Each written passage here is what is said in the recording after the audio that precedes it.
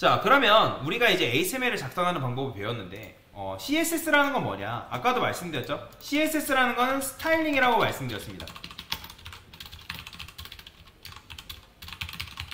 즉, 옷을 입히는 작업이라고 생각합니다. 누구한테? HTML한테.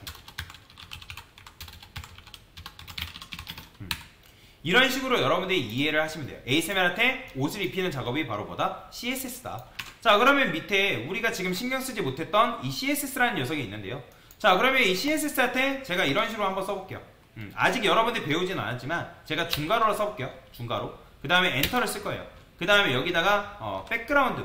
자, 자동완성 저처럼 안 나오시는 분들 계실 거예요. 괜찮아요. 로그인 안 했기 때문에 여러분들 자동완성이 안 나오는데 그냥 BA만 쓰고 컨트롤 스페이스를 눌러보세요. 그러면 컨트롤 스페이스를 각각 누르라는 게 아니라 컨트롤 스페이스를 이렇게 누르게 되면 저처럼 이렇게 자동완성이 나올 거예요.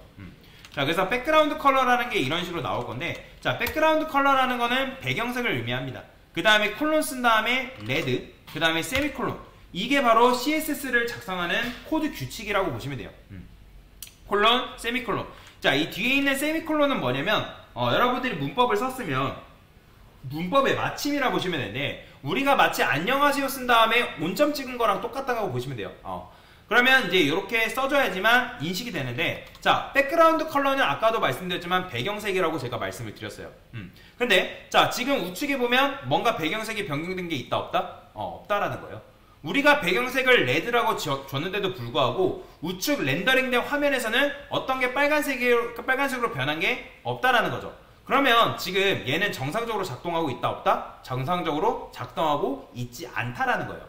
그러면 우리가 정상적으로 작동하게끔 하려면 어떻게 해야 되냐? 자, CSS라는 거는 아까도 말씀드렸지만 스타일, 즉 스타일 리스트라 생각하시면 돼요. 그러면 보통 우리가 보편적으로 생각했을 때 연예계는 정확하게 잘 모르지만 이 스타일리스트가 누굴 찾아가야 되죠? 스타일리스트가 바로 연예인을 찾아가야 됩니다. 그래서 연예인을 찾아가가지고 연예인의 옷을 입히거나 스타일링을 꾸며주죠. 화장을 시킨다거나 메이크업을 시킨다거나 옷을 입힌다거나 그런 것들을 보편적으로 하잖아요. 그죠? 근데 지금 우리가 이게 작동 안 된다는 거는 현재 이 스타일리스트가 일을 안 하고 있다는 거죠. 그러면 우리가 일을 하게끔 만들어주려면 이 스타일리스트가 HTML, 즉 HTML이 배우라고 했을 때 HTML은 쉽게 말하면 배우 대기실이에요. 그러면 지금 몇 명의 배우가 있냐면 하나, 둘, 세 명의 배우가 있다라고 보시면 돼요. 그러면 총 3명의 배우가 있기 때문에 그 3명의 배우한테 우리가 찾아갈 필요가 있는데, 일단 첫 번째 배우, DIV라는 배우한테 찾아갈 거예요. 그러면 DIV라는 배우한테 찾아가려면 어떻게 해야 되냐? 여러분들 이 중괄호, 연 중괄호 있죠? 그 앞에다가 DIV라고 써주시면 됩니다. 자, DIV라고 이렇게 쓰게 되면 지금 뭐 한 거냐면 이 스타일리스트가 DIV라는 배우를 찾아가서 배경색을 레드로 입혀준 거예요. 자, 그러면 지금 우측에 화면을 보니까 어떻게 나와요? 이런 식으로 빨간색으로 배경색이 나오는 걸 볼 수가 있다라고 보시면 되겠죠. 그래서 여러분이 DIV라는 배우를 찾아가서 내가 그 DIV라는 배우한테 배경색을 뭐한다? 입혀준다 라고 보시면 돼요. 자, 그럼 밑에도 마찬가지로 한번 해볼까요? 자, 똑같이 강사랑 쓰시면 됩니다. 저는 여기다가 섹션이라 쓸 거예요. 그 다음에 띄어쓰기, 중괄호, 엔터 이런 식으로 쓸 겁니다. 자, 그 다음에 여기다가 배경색을 한 번 더 요거를 그대로 복사하시면 되고요. 아니다, 난 연습하는 경험에 또 써볼래. 그럼 백그라운드 컬러라고 또 입혀보면 돼요. 자, 이번에는 제가 골드라 써볼게요. 자, 그러면 어떻게 된다? 지금 이 섹션이라는 배우를 스타일리스트가 찾아가서 배경색을 골드로 지금 뭐 한 거다? 입혀준 거다 라고 여러분들이 이해를 하시면 됩니다. 그러니까 스타일리스트는 이런 식으로 작동한다라는 거예요. CSS가 그냥 작동하는 게 아니라 CSS는 내가 원하는 배우, 즉 HTML을 찾아가야지만 그 HTML한테 스타일을 입힐 수가 있고, 그 스타일을 입혀준 결과가 오른쪽에 렌더링돼서 이런 식으로 나타난다 라고 보시면 돼요.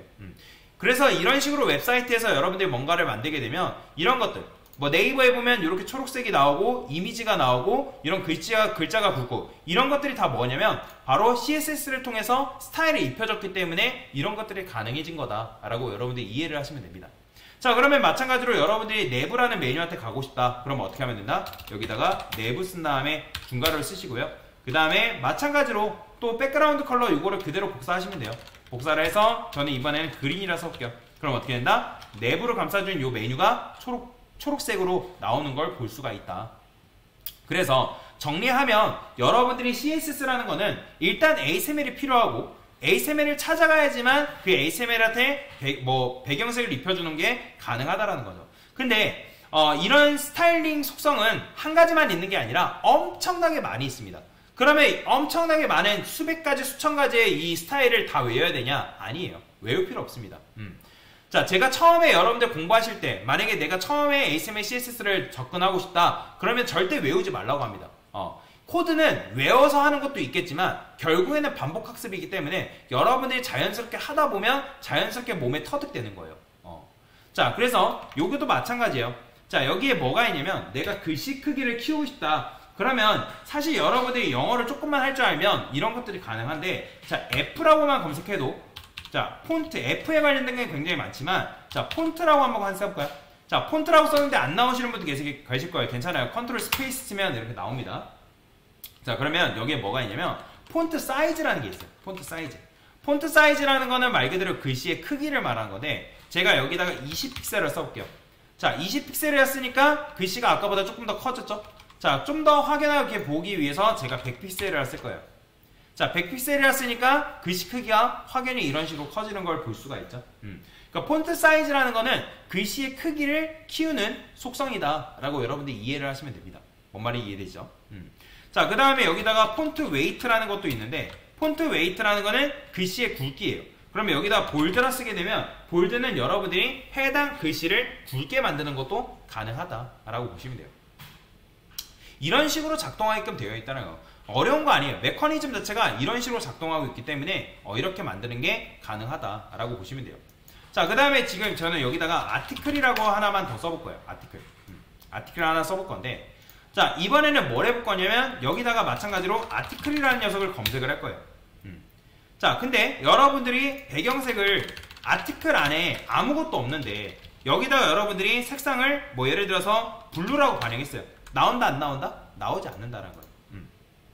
그건 왜 그러냐면 이 아티클이라는 녀석이 가지고 있는 속성 때문에 그런 건데, 아까 제가 여러분들이 div 섹션 내부 아티클 얘네들은 비슷하다라고 말씀드렸잖아요. 속성도 얘네들이 가지고 있는 속성 자체가 똑같아요. 그런데 제가 여기다가 반갑습니다 라고 쓸 거예요. 자, 반갑습니다 라고 이렇게 쓰는 순간 어떻게 되냐면 여기에 파란색이 나오는 걸 볼 수가 있어요. 그런데 왜 그러냐면 얘네들이 우리가 너비라는 거는 위스를 말하는 건데, 위스. 자, 위스를 주지 않았지만 지금 얘네들이 나오는 이유는 뭐냐면 반갑습니다 라는 글씨의 높이가 있기 때문에 나오는 거예요. 근데 만약에 얘가 없다? 그러면 안 나오는 걸 볼 수가 있다 라고 보시면 돼요. 지금은 여러분들 높이 너비 신경 쓰지 않아도 되고요. 아, 텍스트가 없기 때문에 얘가 나오지 않는구나 라는 걸 여러분들이 이해를 하시면 돼요. 자, 그런데 제가 여기다가 뭐 할 거냐면 반갑습니다를 지울 겁니다. 자, 지울 거예요. 자, 지우고 제가 여기다가 너비를 의미하는 게 위스라고 말씀드렸죠. 자, 위스를 제가 200픽셀을 했을 거예요. 그러면 이건 지금 뭐냐면 내가 너비를 200픽셀 부여한다는 거거든요. 근데 너비를 줬음에도 불구하고 안 나오는 이유는 뭐냐면 얘 자체는 얘네들 요 네 가지 엘리먼트 얘네들한테는 기본적으로 높이라는 거 존재하지 않습니다. 높이라는 게 존재하지 않는데 얘네들을 안녕하세요 저는 홍길동 메뉴 이렇게 나온 이유는 지금 글씨가 가지고 있는 기본적인 크기가 있기 때문에 얘네들이 이렇게 나온 걸 볼 수가 있다는 거죠. 자, 그러면 제가 높이를 예를 들어서 200픽셀 이렇게 부여해 볼게요. 자, 높이를 부여했더니 얘네들이 나오는 걸 볼 수가 있다는 거예요. 아, 그렇다는 건 뭐예요? 아, 얘네들은 일단 높이를 부여해야지만 이렇게 나오는구나 라는 걸 여러분들 확인할 수 있다는 거죠. 그래서 너비 200, 높이 200픽셀의 박스를 이런 식으로 만드는 것도 가능하다라는 거예요. 자, 만약에 여러분들이 나는 이걸 둥글 원으로 만들고 싶다. 그러면 뭐도 있냐면 보더 레디우스라는 게 있습니다. 레디우스. 자, 여기다가 제가 10%라 해볼게요. 이거는 단위를 픽셀 말고 퍼센트라는 단위로도 줄 수가 있습니다. 그러면 보더 레디우스라는 건 뭐냐면 외곽선의 둥글기를 말하는 거예요. 그럼 외곽선의 둥글기를 여러분들 점차 줄일 수 있는데, 여기서 보더 레디우스 퍼센트라는 거는 뭐냐면 여기 아티클이 가지고 있는 너비 대비라고 보시면 돼요. 그럼 너비 대비이기 때문에 200픽셀의 10%니까 20픽셀만큼 외곽선의 둥글기가 결정되는 거고요. 20%라 하게 되면 200픽셀의 20%니까 뭐예요? 40픽셀만큼 둥글기가 결정된다는 거예요. 30 주게 되면 조금 더 둥글게, 40 주게 되면 더 둥글게, 50 주게 되면 뭐다? 이게 원입니다. 원을 만드는 방법이 바로 이런 방법이라는 거예요. 자, 근데 여러분들이 50% 이상으로 줘봤자 아무런 의미가 없어요. 왜냐면 너비 대비기 때문에 그거의 반만큼이에요. 그래서 50% 이상 줘봤자 아무런 의미가 없다. 그래서 여러분들이 이 녀석을 내가 뭐 사각형만 만들겠다 하면 너비 높이만 부여해도 되고요. 원을 부여하겠다 하면 이런 식으로 여러분들이 보더 레디우스라는 걸 통해서 원을 이런 식으로도 만드는 게 가능하다라고 보시면 될 것 같습니다. 자, 또 재밌는 게 하나가 더 있습니다. 자, 지금 여러분들이 여기에 마우스를 올렸을 때만 얘가 색상이 바뀌었으면 좋겠다 라고 하는 게 있어요.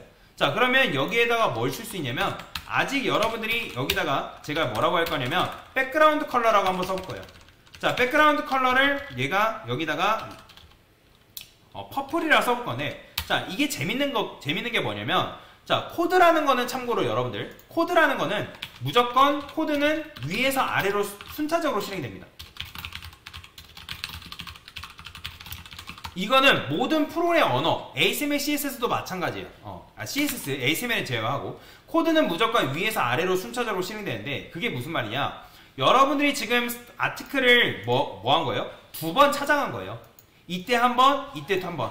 근데 동일한 백그라운드 컬러가 있기 때문에 지금 누구의 손을 들어준 거냐면 마지막에 나온 퍼플이라는 컬러의 손을 들어준 거다라고 보시면 돼요.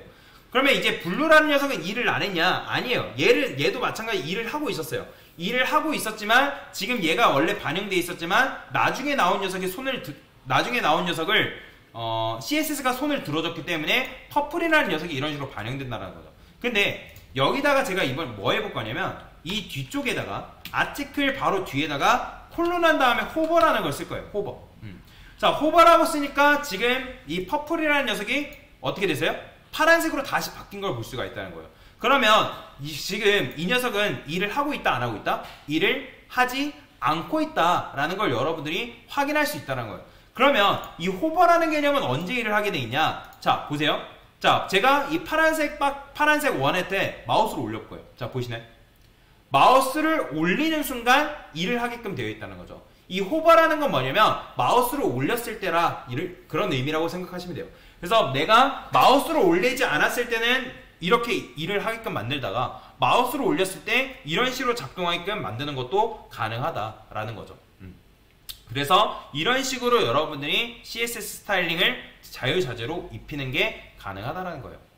자, 그래서 지금은 간단하게 몇 가지만 배웠는데 이 CSS 스타일링은 엄청나게 많고 여러분들이 어떤 식으로 조합하냐에 따라서 천차만별로 디자인할 수 있기 때문에 이거를 잘만 배워두게 되면 여러분들이 괜찮은 나만의 웹사이트를 만드는 게 가능하다라고 보시면 돼요. 그리고 여러분들이 이거를 깊게 알지 못하더라도 내가 요즘 도구들이 굉장히 많기 때문에 그 도움받을 수 있는 도구를 이용한다면 여러분들이 혼자 힘으로 조금 더 편하게 괜찮은 스타일링, 남부럽지 않은 스타일링을 나도 구현할 수가 있다라고 보시면 되겠습니다. 자, 그래서 이게 뭐다? CSS를 이용해서 스타일링을 하는 방법에 대해서 설명을 드린 거다라고 보시면 되겠습니다.